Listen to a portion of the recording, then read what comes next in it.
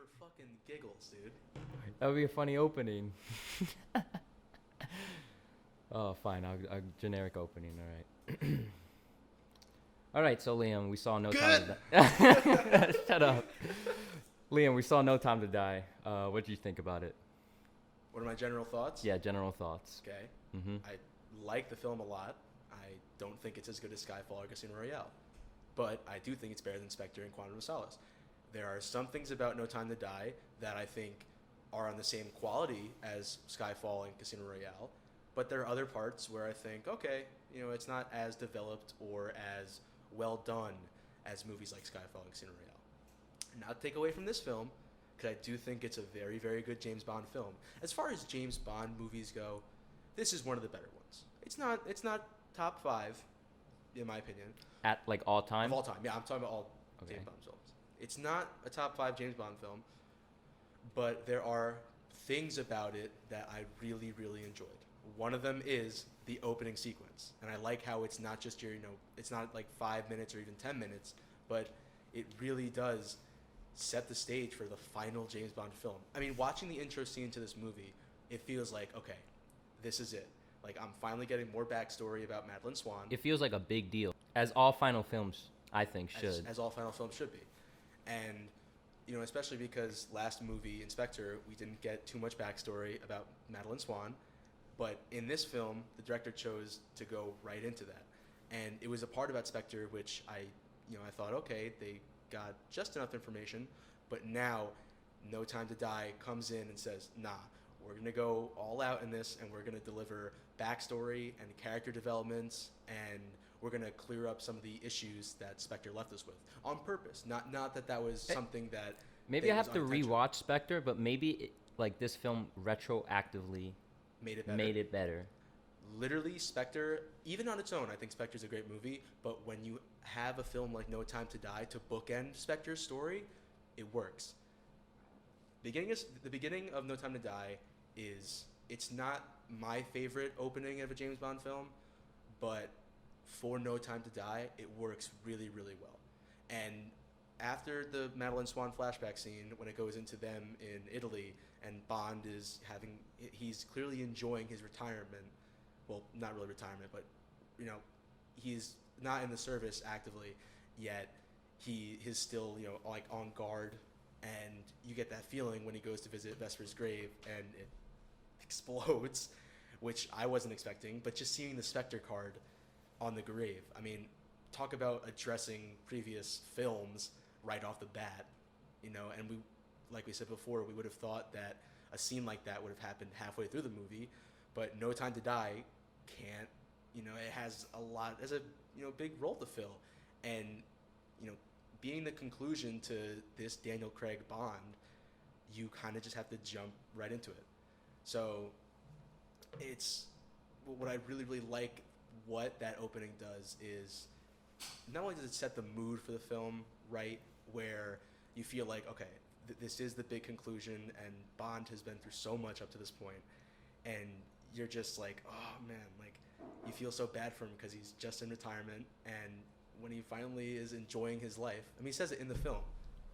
He says it in the film for the first, like 10 minutes in, or no, I don't think it's 10 minutes in, but he basically says, for 5 minutes of my life, I felt like I was actually content. He says that later on in the film. And I feel so bad for him when all of a sudden he thinks that Madeline Swan is going to be the one, and then Betrayed immediately. he thinks that he got betrayed. I thought he got betrayed as well. And exactly like people like you thought he got betrayed, which he didn't, and we find that out later on in the film. Yeah. But and then the theme comes And in. the theme comes in. And the credits roll. It's perfect. It's perfect for the movie. It's not the best opening credits.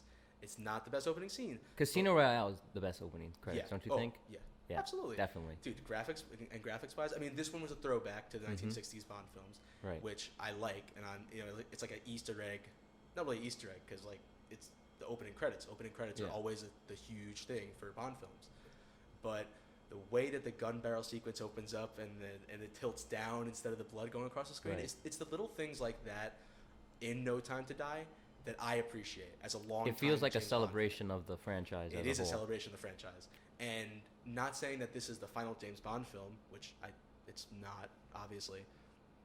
But for Daniel Craig's James Bond, this was almost as perfect of a send off as you could get.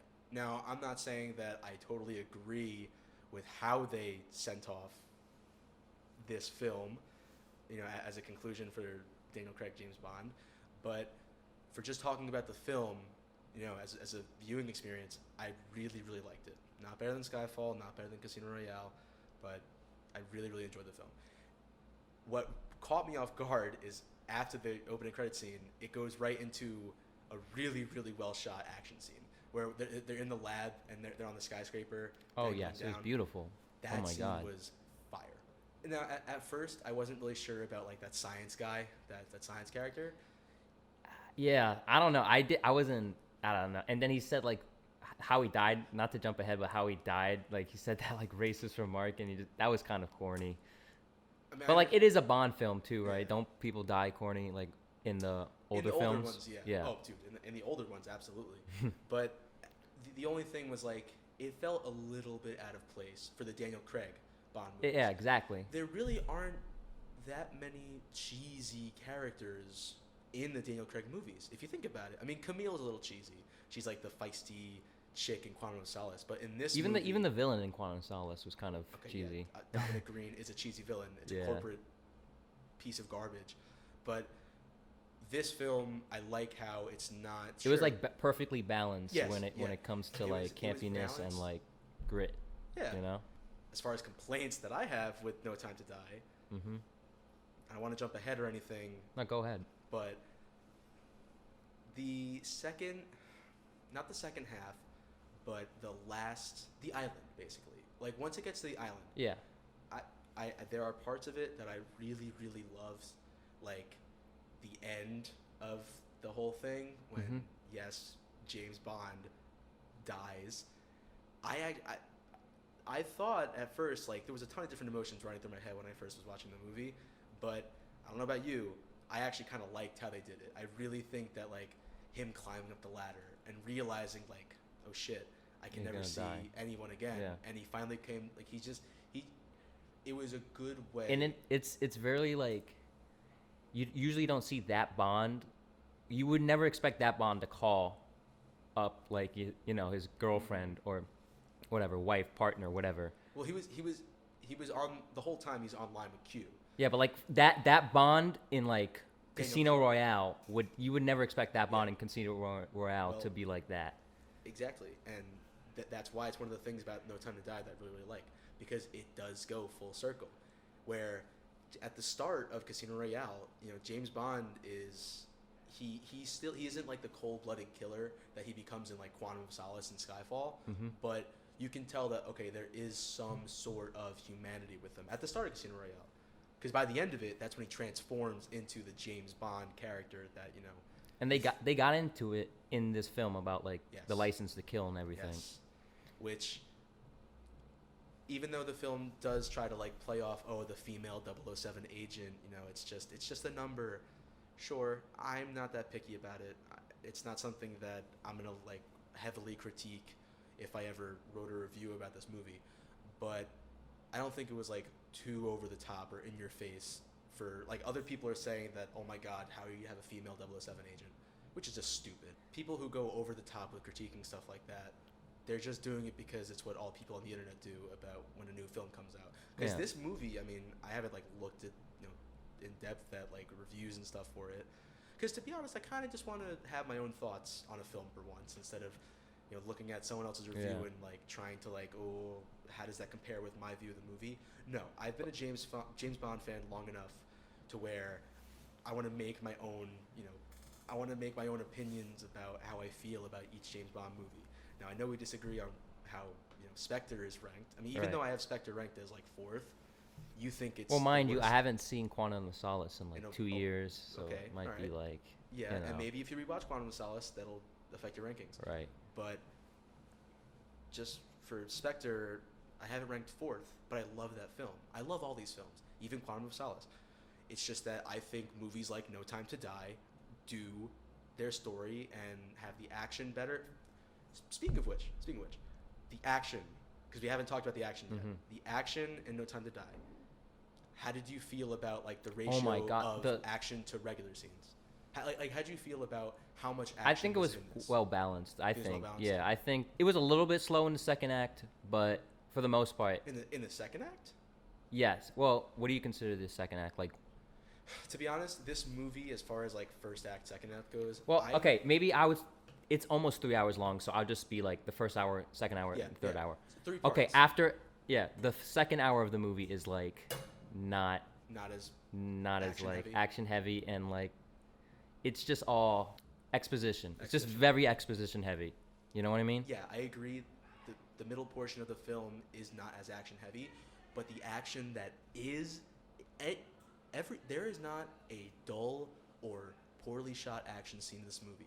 Unlike Quantum of Solace, where most of the scenes in that movie I felt were way too shaky cam, way too close ups, way too, I don't know what the hell is going on. Yeah. This movie, you have beautifully lit, like just gorgeous cinematography, and you actually get like the full picture fight scenes. Now I understand The that gun, just as And sorry, gunplay, too? example, a gunfight up the stairs. Oh my God, I was gonna get to that. one but yeah, take. you already- you already beat me you to know it. what? It's edited in a one take, but the way that it's done, where you just have Bond going up the stairs, like not even slowly, mind you, like he's like hauling ass here, Right. and there's just villains coming out of door, or there's bad guys coming out of doors, and like he's just like John Wick in this shit, dude. I had the biggest nerd smile on my face while watching that specific part, man. And Incredible. Then the guy throws the grenade down the stairwell, and the thing that I loved about it was that and this is just with all these Daniel Craig Bonds, it's not like this perfect guy fighting. Like Bond messes up in his fighting, and also too, this can be part of the story. I don't know if this is what the director wanted to do, but you could tell like he's not at his fastest. Like he's a little bit slow, and like diving out of the way of the grenade that goes off. I mean, it was like, whoa, like I was scared at that moment because there was only 40 minutes left of Daniel Craig Bond. And When did you? Because I had a feeling that they were gonna kill him off not pretty early on, but like midway through the movie, I'm like, oh, I can tell you exactly when I thought, because going into it, okay, I don't know if they're gonna kill him off. I don't know if they have the balls to do it. When he went to the cabin, when Bond went to the cabin and he sees Swan and they reunite and stuff, and then I see the kid, and I kind of had a slight feeling right as soon as I saw the kid. I was like, two things. One, damn, James Bond has a kid, which that was like, whoa. The second was, damn, James Bond is a kid. I think I know where this could possibly go. Now, Right. I'm not saying that I like knew right away and that I wanted James Bond to die at the end of this, but going into it, I didn't know where they could possibly like leave Daniel Craig's James Bond at, because you're not just gonna like. There was no way you're gonna wrap up his crazy 5-movie story with him still being alive. I mean, there's just a part of me that was like in the back of my mind. yeah, a throughout- guy like that lives like a dangerous lifestyle. Yeah, no. Doesn't and especially because is not of the, fitting for him to survive. and also all through too, all I mean, of it. literally the name of the film and But that's the true. tone of it, No Time to Die. I mean, literally like the ending scene. There's like he has 3 minutes or like 9 minutes till the missiles launch, Uh-huh. and he's running around trying to do all this stuff.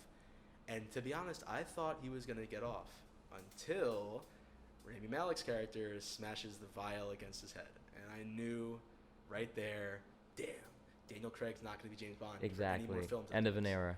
And they're not gonna do like a cameo because I don't want I want this to be the last time I ever see Daniel Craig as James Bond on. I don't screen. think they will ever. They wouldn't. Have they done it before? No. Okay. At no. least as no, I don't no.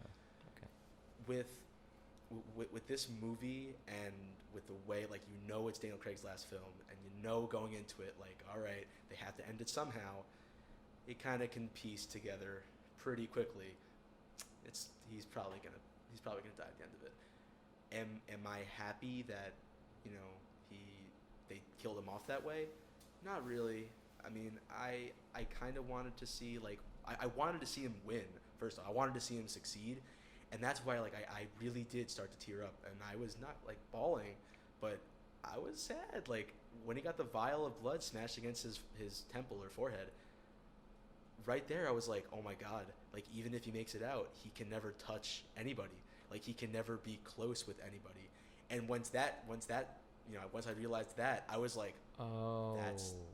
then that's why he decided to I go. did not realize. I Because- had no. Because Oh. Bond, Okay. because Bond knew right there. He was like, "What's the point of making it off this island if I can't even like pick up my kid?" It really adds. Wait. Didn't he have it on his hands before though? No, so okay, the vial that Rami Malek's character was holding, Right. that specific vial was it was the nanotechnology where if you touch anybody, it would kill them. Okay. The one that he sprayed onto Madeline and that James Bond touched, Uh huh. that was specifically targeted to Blofeld's DNA. This. So, going into that, when he gets the vial smashed against his head, I knew that wow, this is gonna be it. He can't get past this, and it was tough. It was tough watching it, because that was the moment when I realized this is it. I'm never gonna ever see Daniel Craig on. Never gonna see Daniel Craig on the screen like this again. Overall, really, really enjoyed this film. The ending was well. Actually, first off, just really quickly, Uh huh. the after he dies, like after the scene where he gets blown up, Right. which isn't like it's not like some like like overdone superhero sappy bullshit like that. No, he looks up and he's like, all right, like I'm gonna go, and he just gets blown up. There's no moment where like you think, oh, like did he make it? No, you see right there and then and there he's dead. I think that there should have been more time given after he actually dies, like more time to just like digest it before finally sending it off. Yeah, you But thought the epilogue was a little too short. epilogue was a little short. But I love though it's the little details about No Time to Die that I really they add the little details add up in this movie. When Q, Moneypenny, and M are giving a toast at the end of the movie, they leave the one glass of I think it's whiskey Yeah. on the middle of the table, and they all go to Bond, and they all like dink the glass.